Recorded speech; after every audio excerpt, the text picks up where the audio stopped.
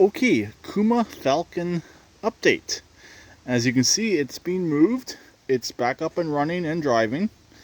I got all the new intake components all in place. I do have to patch that little hole right there. I think somebody was using that for ether injection, if you know what I mean. But everything everything appears to be working the way it should as of right now. It will start, run, drive. It's not over revving. The throttle had to be adjusted to prevent it from revving too high. I'm still having some cooling issues. Primarily my fan does not work. Also, I don't know if my thermostat is opening since the gauge up here on the dash is dead. But my fuel gauge appears to be working. So don't really know what's fully going on with that at the moment. Also, my airbox is all in, but it's the correct airbox, but it's a little bit different form factor when it comes to the mounts. So I'm going to have to figure out different mounts to mount it into place. I should be able to get the bottom one to work, but unfortunately I did drop the bolt somewhere out here, and I'm in the process of trying to find it. One bolt should be good enough, or one bolt and some sort of a tie across the top should hold it in place. It has, the air filters are all in there, all the boots are all connected. It's sucking through the actual airbox. It's not just sucking air from the wide open anymore. I'll fire it up for you.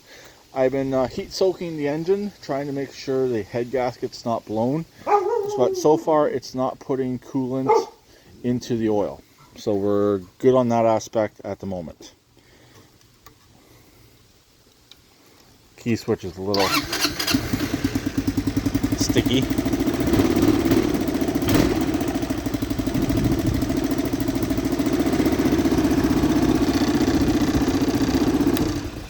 As you can see, the needle is pegged on cold, so that gauge is definitely no good. Also, I think the thermostat could be stuck on this as well, so that's something to look into, possibly just taking the thermostat right out of it and leaving it out. I'll obviously disclose that whenever I do go and sell this machine. But it's starting, running, it will drive. It's doing halfway decent at the moment. Big thing now is getting the cooling fan working, since it currently does not. Also, they had the cooling fan wired to the headlights, so I'm thinking there is definitely an issue with either a temperature sensor or the thermostat, because if they had it hot wired to be on either all the time or when the headlights are on, there's definitely something going on.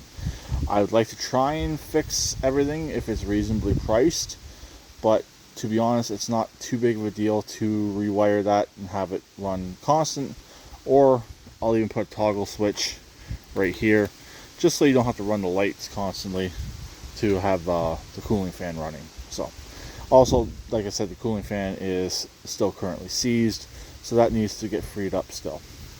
That's going to be partly my task for tomorrow, trying to get the cooling fan working and seeing if the temperature sensor is working.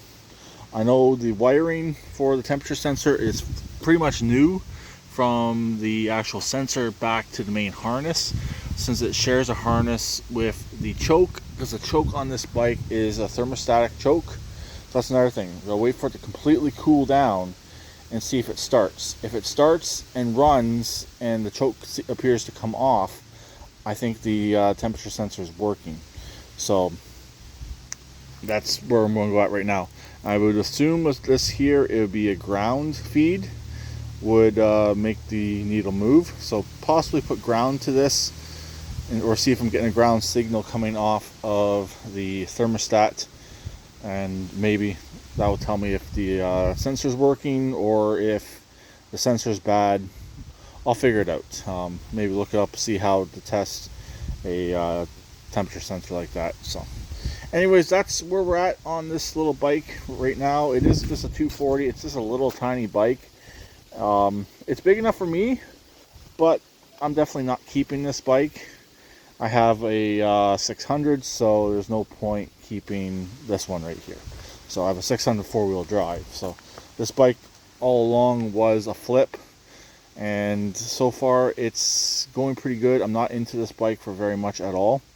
I'm only into it for right around $400 total. So that's with parts, and that's with buying this bike. So that's pretty much it. So I'll talk to them later. Please keep it redneck like always, and please subscribe and comment.